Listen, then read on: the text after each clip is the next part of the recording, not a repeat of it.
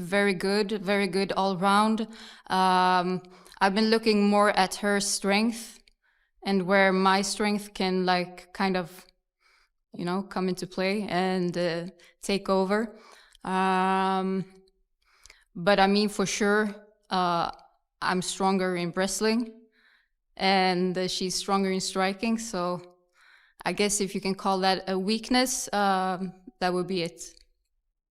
Cornelia Holm drops a bombshell message on Dakota Ditcheva declaring, "I'm going to show you who the real warrior is." She even claimed her experience level was above Dakota's, but what happened next was unforgettable. Dakota silenced Holm with a brutal first-round knockout. Her painful screams were louder than the crowd itself. That in her last fight scored a beautiful takedown and a rear naked choke in the first round. I can't think of a bigger talent in women's MMA right now.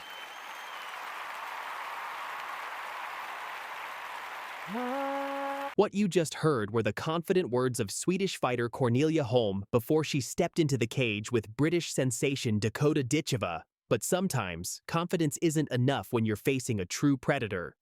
That in her last fight scored a beautiful takedown and a rear naked choke in the first round. I can't think of a bigger talent in women's MMA right now.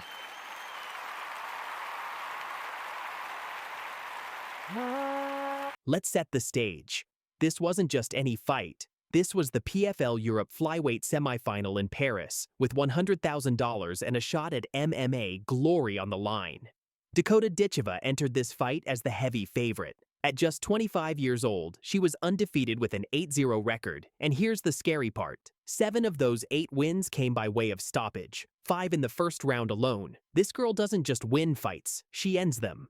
Dakota Ditcheva is the talk of town, it's the talk of Europe, it's really the talk of the world. There's a time train stops for nobody. She's got it, Ditcheva! But Cornelia Holm? She wasn't intimidated. The 35-year-old Swedish veteran had faced UFC-level competition before.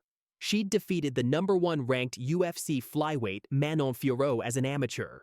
She had a game plan, and she wasn't shy about sharing it. Wrestle, wrestle, wrestle. Make her tired. She has almost never been past the first round, but I will take her to deep waters and drown her. She will change her game for that, but obviously I would like to take it to the ground, and I would feel that I'm definitely stronger there. Then I have a lot of confidence in my striking as well. So like all round, I feel confident, but we'll see. She has like a pressure kind of striking style, and maybe that's what she will just go for as usual. Or she has watched me a lot and changed up her game for this fight. We'll see. It's that's the interesting thing. We don't know. Holm was confident, maybe too confident. She saw Ditcheva as just another prospect who hadn't been tested by elite competition. She was about to learn why some fighters are called prospects and others are called killers. The trash talk was minimal. Ditcheva isn't known for running her mouth. She prefers to let her fists do the talking. And brother, did they have a lot to say that night in Paris.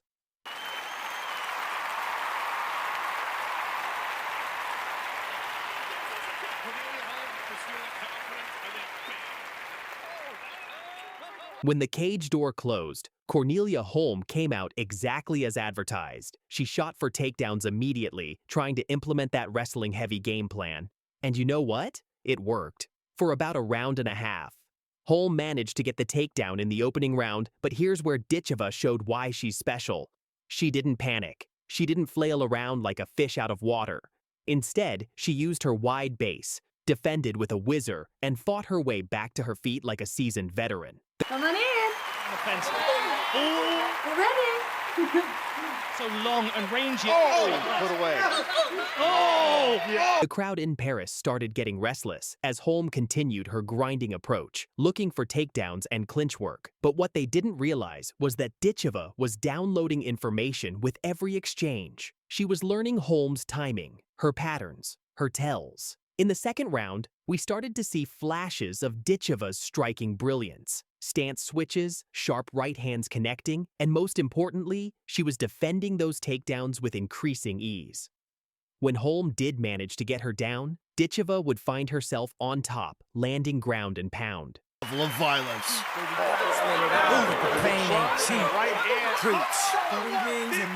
But the real Dakota Ditcheva show was yet to come. Halfway through the third round, everything changed in the span of 2 seconds. Ditcheva, with the precision of a surgeon, landed a picture-perfect left hand straight to Cornelia Holm's liver. Now, for those who've never experienced a liver shot, imagine someone unplugging your entire nervous system while simultaneously setting your organs on fire. Your body just stops working.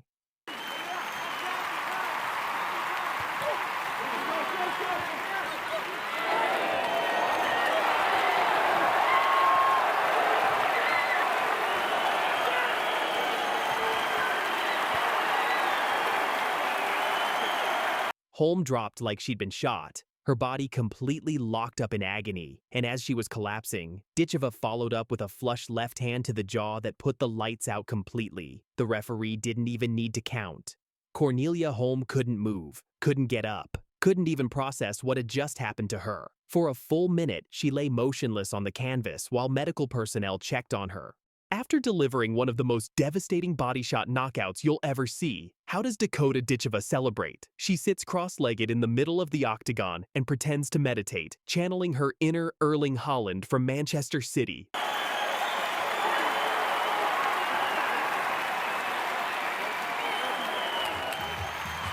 Ladies and gentlemen, referee Derek Hickey called a halt to the action at 2 minutes and 55 seconds of round number 3, declaring a winner via TKO and clinching her spot in the PFL Europe Championship.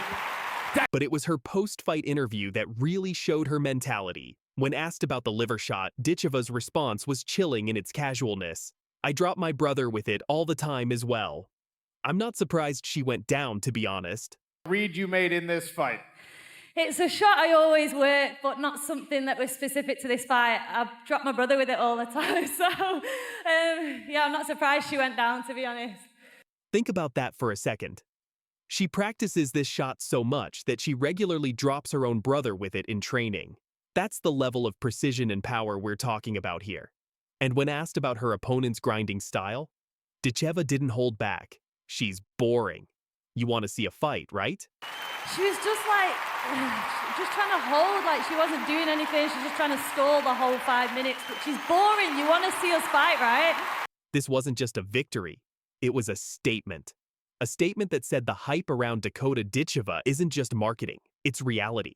The win propelled her into the PFL Europe finals, where she would face Italy's Valentina Scatizzi for that life-changing $100,000 prize. But more importantly, it announced to the MMA world that a new force had arrived in the flyweight division. So what makes Dakota Ditcheva special? It's not just the knockout power, though that's certainly part of it. She credits her mother, Lisa Howarth, a former kickboxing world champion, for those knockout genes. "I get my fighting genes from my mom. I think that's why I've got so much hype around me, because I do get the finishes, and you don't often see that with women." Dakota got some great kicks. We are bound by spirit, by strength, by purpose, and by legacy. She's actually stronger than I was, I think. I've trained with her, I've sparred with her, I know what it feels like. She'll work really hard to become the champion. European champion Dakota Ditcheva. She feels like she's ready to prove herself at the highest level. Now I'm on a warpath to make my name unforgettable. Right back. Oh, big knee. That's the end. This is more than destiny or legacy. And the body work. It's the drive to go beyond. And Dakota Ditcheva silences the doubters. Beyond what's given, beyond what's expected, and become something entirely mine. But it's deeper than genetics. Ditcheva represents a new generation of female fighters who refuse to be put in a box. She's not just a striker who can't wrestle, or a grappler who can't strike. She's a complete mixed martial artist with genuine one-punch knockout power, something extremely rare in women's MMA. By saying I'm afraid, I'm afraid. I'm never gonna say it. I'm not lying about it. By saying I don't want to fight, but you know I want to fight. But I don't know if you know. I'm no scared. I don't know if you know how it played out. I know. We want to do that fight. No, I don't want to do the fight right now. Hey, dude, we get it done. Okay. And listen, I said when I saw her at the MMA Awards, she looked like Vanderlei Silva in a dress and heels. And she did. Didn't she not? Who wants to dispute that she didn't look like Vanderlei? She got up and she was like, walking up the stairs, jacked up on steroids, beyond belief, and looked like Vanderlei Silva in a dress and heels. You believe she's still on steroids? I don't know. That I don't know. Dana White just dropped a massive bombshell warning to Chris Cyborg about Dakota Ditcheva, and it's shaking up the MMA world once again. After years of bitter insults, public disputes, and one of the most toxic feuds in UFC history, the surprising twist is that this rivalry may finally be coming to a strange and unexpected end. Come on in. On the fence. Oh, We're ready. so long and rangy. Put away. But the story of Dana White and Chris Cyborg isn't just about two personalities clashing. It's about how women's MMA was built, broken, and rebuilt again. And right now, with Dakota Ditcheva emerging as the new face of the next generation, the timing couldn't be more interesting. Let's break down the history, the drama, and what this all means for the future of the sport.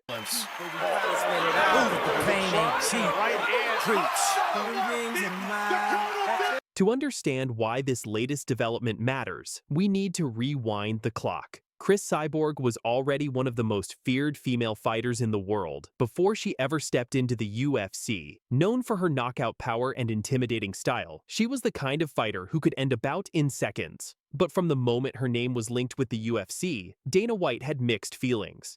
Chris, to throw that blitz and get you against the cage. Even before Cyborg's debut, Dana publicly mocked her appearance, infamously saying she looked like a man. That comment sent shockwaves through the MMA community. Fans and fighters called it disrespectful, unprofessional, and outright cruel. For Cyborg, it wasn't just an insult to her looks. It was an attack on her entire identity as a fighter and a woman in a male-dominated sport. From that moment, the seeds of a feud were planted. Oh, baby. After years of anticipation, Cyborg finally signed with the UFC in 2015. Fans were excited, expecting her to dominate the women's divisions just as she had everywhere else. And for a while, that's exactly what she did. Cyborg won fight after fight, eventually capturing the UFC women's featherweight title. She was at the top of the mountain, and her dominance made her nearly untouchable. But behind the scenes, her relationship with Dana White remained toxic. Negotiations were tense, public comments were harsh, and the shadow of that early insult never really went away. Dana praised her in one breath, then criticized her in the next. It always felt like he didn't fully believe in her as a marketable champion. Did you have a chance to talk to Cyborg? I did not. Will you unblock her on Instagram? She's bothered by this. She's bothered by what? That you blocked her on Instagram. She brought this up today. What the fuck? She said that. Where's my phone? Give me my phone. Why would I block her on Instagram? That's craziness. She's following the wrong Dana White. I'm gonna look at this right now. Okay. Can I ask you a question while you do that? Yep. Or do you want to focus on that? No, I can multitask. Okay. I thought the UFC 214 promo, the second one that aired, I think right before the main event, was the best and most honest promo in UFC history. Everything came to a boiling point at UFC 232 in December 2018 when Cyborg faced Amanda Nunes. It was billed as one of the biggest female fights in UFC history, the unstoppable featherweight champion versus the dangerous bantamweight queen. But in a shocking upset, Amanda Nunes knocked out Cyborg in just 51 seconds.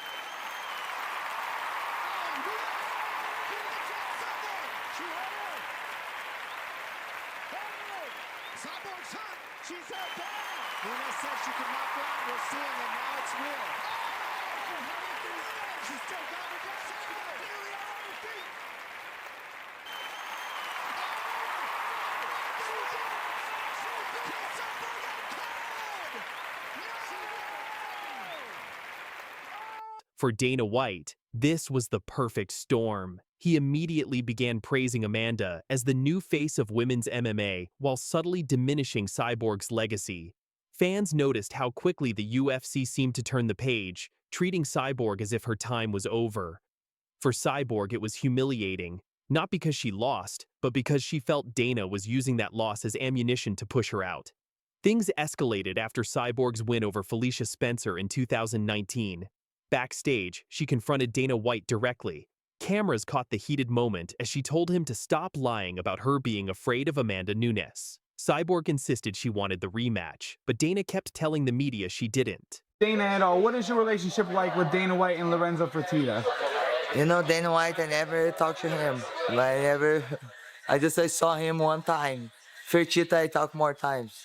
Do you feel like Tito maybe hurts the relationship between you and Dana or no? I think you have to separate things, I don't have any problem about it. I think you cannot mix this, Same when you divorce somebody, I say hi, but because you're friends, your ex, you cannot be friends, You just have to be cordial, right? Yeah, it's business, man. Congratulations, your English sounds beautiful. Okay, beautiful. I try.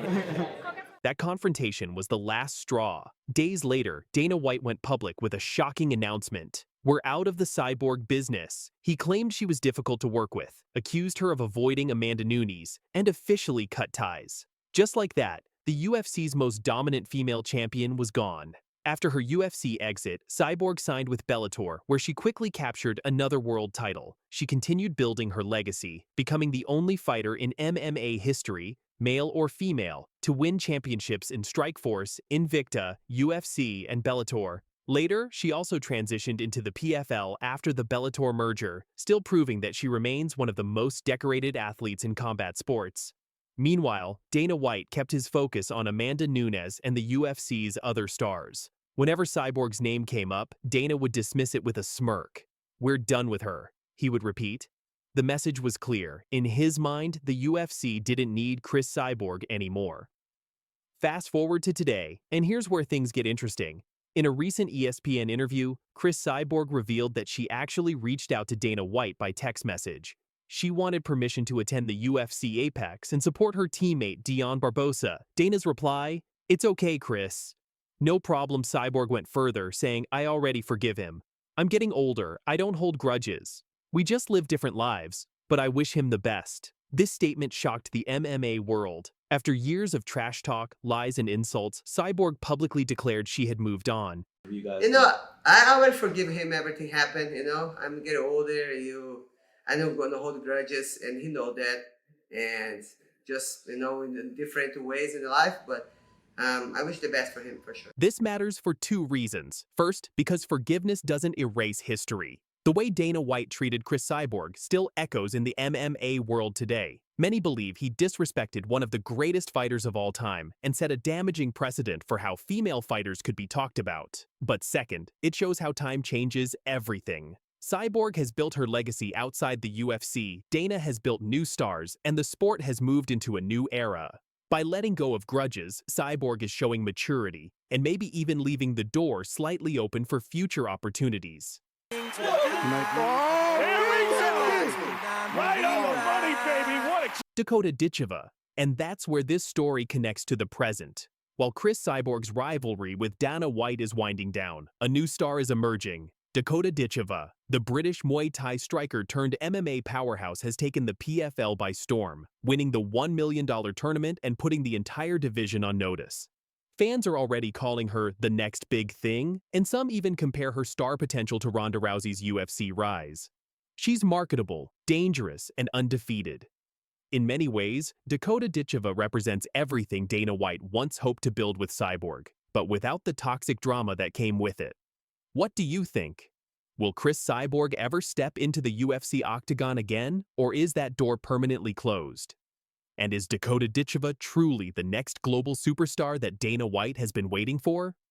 Drop your thoughts in the comments, and don't forget to like, share, and subscribe for more breaking MMA news. Tap! She squeezes it out for a 6-point finish. Good right hands from Santos there. Nice takedown by Santos. and clear another one in the first round. She's in trouble. That's the end. E eu já vi que, tipo, ela não é uma atleta completa. Barbiezinha, porque ela quer mais se arrumar do que lutar, né? Ela tá mais pra modelo, pra Barbie, do que pra lutadora. Beautiful right hand. There's a tap for a 6-point finish. Even though she talks bad on my name, she's going to get a big shot. Então eu já fiquei mirando ela, dando umas cutucadas. I'm going to be there, stood in front of her, ready to fight, and I'm excited. Com certeza, se ela chegar na final, a gente vai poder se enfrentar. Taila Santos drops the massive bombshell on Dakota Ditcheva. She's a model and she's not my level. And also mocked Dakota in front of her, adding lipstick on her lips and laughing.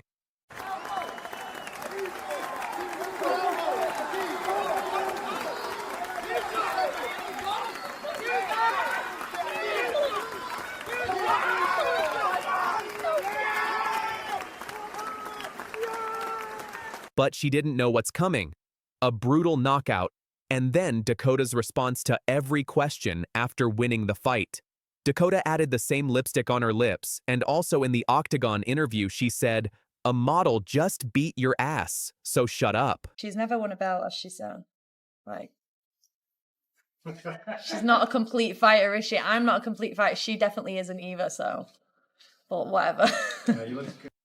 Dakota Ditcheva, the 26-year-old Manchester native with movie star looks and devastating hands, had been climbing the ranks of the PFL flyweight division like a woman possessed.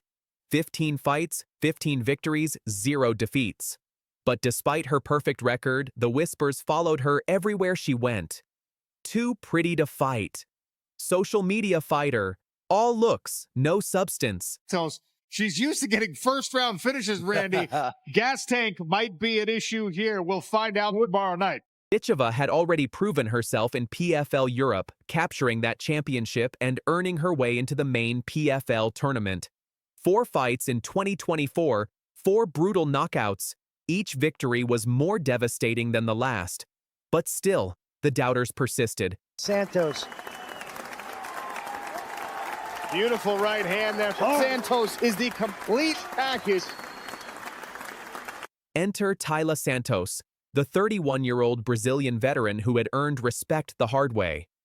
A former UFC title challenger who had gone toe-to-toe with the legendary Valentina Shevchenko, losing only by the narrowest of margins in a split decision that many believed she deserved to win. She's just a Barbie doll-playing fighter. This girl should be on magazine covers, not in cages. She's not my level, and I'm going to expose her. And clear another one in the first round. She's in trouble. That's the end. E eu já vi que, tipo, ela não é uma atleta completa. Barbiezinha, porque ela quer mais se arrumar do que lutar, né? Ela tá mais pra modelo, pra Barbie, do que pra lutadora. Beautiful right hand. There's a tap for a 6-point finish. Even though she talks bad on my name, she's going to get a big shot. Então eu já fiquei mirando ela, dando umas cutucadas. I'm going to be there, stood in front of her, ready to fight, and I'm excited. Com certeza, se ela chegar na final, a gente vai poder se enfrentar. But Santos didn't stop at words. Sources present during Fight Week tell us about an incident that would prove to be the catalyst for one of the most brutal beatdowns in recent memory. "This is what you should be doing," Santos reportedly said, continuing to apply the makeup while other fighters looked on in stunned silence. "Playing dress-up, not fighting real warriors like me." The psychological warfare was calculated, cruel, and designed to get under Ditcheva's skin. It worked, but not in the way Santos expected. Então, eu sei disso, que a partir do momento que eu fechei os meus olhos, eu mentalizei aquele cinturão na minha cintura. O meu nome já está escrito naquele cheque. Beautiful right hand there. Taila Santos is the complete package. Não tem outro resultado. Então, com certeza, a todo momento eu estou treinando. Toda luta que eu lutei como se fosse a final. Então agora eu estou na final, eu vou lutar como é uma final. At the official weigh-ins, both fighters made weight without issue. Santos, confident and relaxed, continued her verbal assault on Ditcheva's credentials. Ditcheva, meanwhile, remained eerily calm, a dangerous sign that few people recognized at the time. Reporter: Dakota, how do you respond to Taila's comments about you being more model than fighter? Ditcheva: measured, controlled. She's about to find out exactly what kind of model I am. Some models break things, some models destroy things. Tomorrow night, she'll learn the difference. I'm excited for this fight against Tyler Santos. She likes to talk and, not put any respect on my name. I'll just do the same as I've done the whole tournament and clear another one in the first round. She's in trouble. That's the end. November 29th, 2024. The King Saud University Stadium in Riyadh. The stage was set for the PFL Championships, and the co-main event would feature 2 undefeated records, 2 different fighting styles, and 1 massive grudge. As both fighters made their way to the venue, the anticipation was palpable. Santos arrived first, still confident, still talking. Ditcheva's arrival was different. Focused, silent, deadly. Also, Dakota killing it. I know, she's dude. in the final. Tyler Santos, that's a tough fight. It is. It's a step up, but Dakota's ready. Dakota's prepared. She trains hard. She's got, again, the best team around her. She's so disciplined, and she's just so fucking good, dude. Like, she is the real deal. She's the full package. I'm super excited for her. I think that this is about to be a big coming out party when she makes it look easy. What's a prediction? I mean, I think she's gonna knock her out. Okay. I think probably second round. The walkouts told the story before the first punch was thrown. Santos, dancing and confident, played to the crowd. Ditcheva walked to the cage like she was going to work, because that's exactly what this was. Work. Ladies and gentlemen, this is the co-main event of the evening for the PFL Women's Flyweight Championship. Ladies and gentlemen, I'm here with your winner for your Celsius post-fight interview. Dakota Ditcheva levels to this game. I mean, I've been telling you. I was trying to tell you, but... You think they're going to listen now, right? Maybe. I'm sure they'll still be moaning about me, but I'll just keep proving them wrong. You're the first person to prove this system. Europe belt, World Championship. What's next for you? Oh, I don't know. The world is mine. I don't know. We'll have to sit together with PFL and see what we can come up with. But I just beat the best girl that's out there out of any other division. So, From the opening second, it was clear that Dakota Ditcheva had not forgotten the disrespect. She came out like a woman possessed, her striking crisp, calculated, and devastatingly accurate. Santos threw the first leg kick, but Ditcheva's counter was immediate and vicious. A leg kick of her own that echoed through the arena, followed by a picture-perfect right hand that snapped Santos' head back. Oh my goodness! Ditcheva is not here to play games tonight? Beautiful jab to the body, my goodness. Watching that 1-3 combination, she's biting on that fake. Good jab from Santos after absorbing a leg kick there.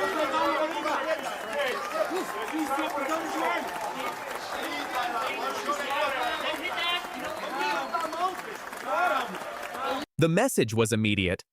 This was not going to be the easy night Santos had envisioned. Ditcheva's striking was poetry in motion, every technique thrown with bad intentions. Her jab was like a piston pumping into Santos's face. Her leg kicks were chopping down the Brazilian's base. Her knees, when Santos tried to close distance, were landing like sledgehammers to the body. Desperate to change the dynamic, Santos shot for takedown after takedown. But Ditcheva's takedown defense was as polished as her striking. Every attempt was stuffed, reversed, or simply shrugged off with the strength of someone who had spent years preparing for this moment. What's up, everybody? It's Kayla Harrison, and I am here on a beautiful cruise in the middle of Puerto Rico, sending all the love and good luck to Dakota Ditcheva. She fights in the PFL Europe finals. She has a chance to win $100,000. That's going to be live on December 8th, Friday, in Dublin, Ireland. Good luck, Dakota. From the blue corner, Simone da Silva, making her way to the palladium from the red corner, Dakota. Really good to hear right now. Yeah. Very twisted contest. Yeah. Well, my mum actually used to be a fighter, so I kind of got it in the genes. Started fighting when I was about 4. Oh, big punches coming Look across. at those are not broken. Oh, another huge knee. Oh, wow. Simone da Silva thought she could be Dakota Ditcheva's next opponent, but she didn't know what was coming. She was just starting her career with a perfect 2-0 record. But Dakota crushed her dreams with a devastating knockout and made her cry in the cage, giving her first loss and finishing her career forever. Good job by Da Silva to continue to rotate, absolutely. to get the feet off the fence there. Just try to get out of it. You can't take anything away from Simone da Silva at this point in this fight. She's been everything what she wanted to do defensively. Oh. Whoa.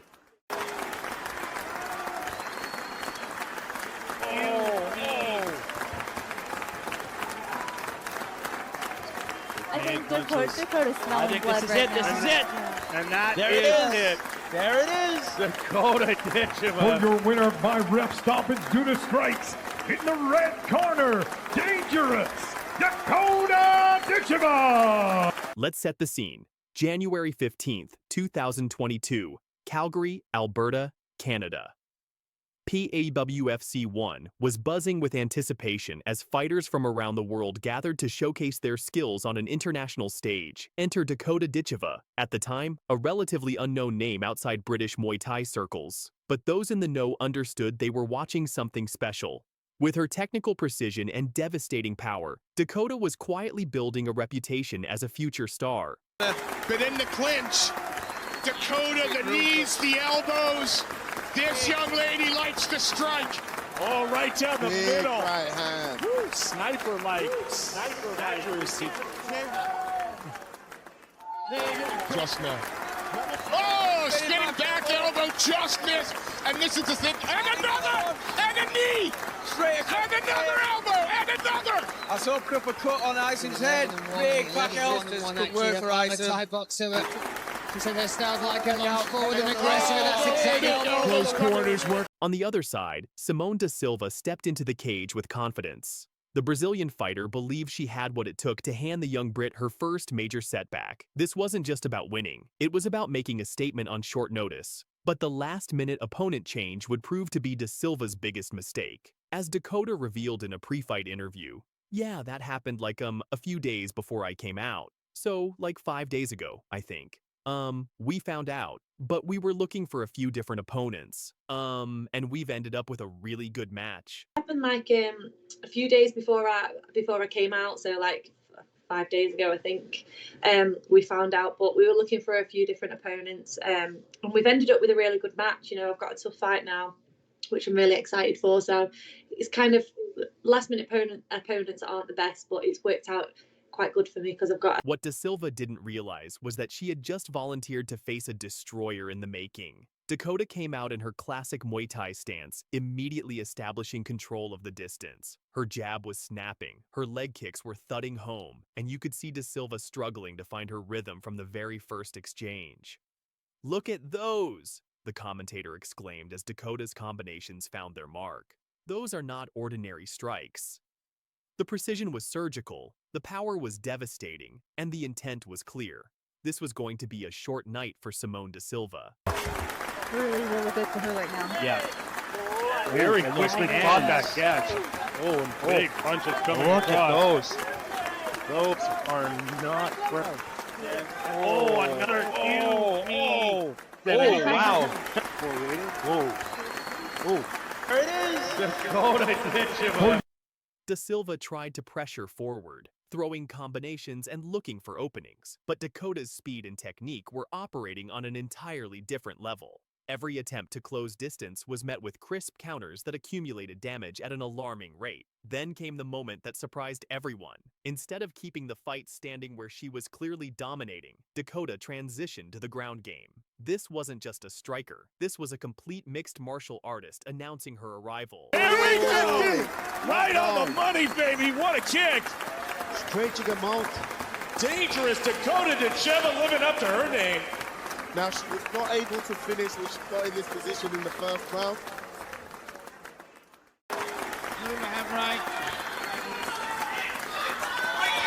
Slightly more experience as far as mixed martial arts, but you can't discredit that. Straight away we see Charlie Burke turning her hips, but the takedown is there from Dakota. Once on top, Dakota unleashed a relentless barrage of ground and pound. Punches and elbows rained down as Da Silva's defensive shell began to crumble. The writing was on the wall, and everyone in the arena could see it except perhaps Da Silva herself, who was too busy trying to survive the onslaught. Oh, there it is. Dakota D for your winner by ref stoppage due to strikes. The referee had seen enough. The punishment was relentless and unavoidable, and Simone da Silva's perfect record was shattered in the most brutal fashion possible.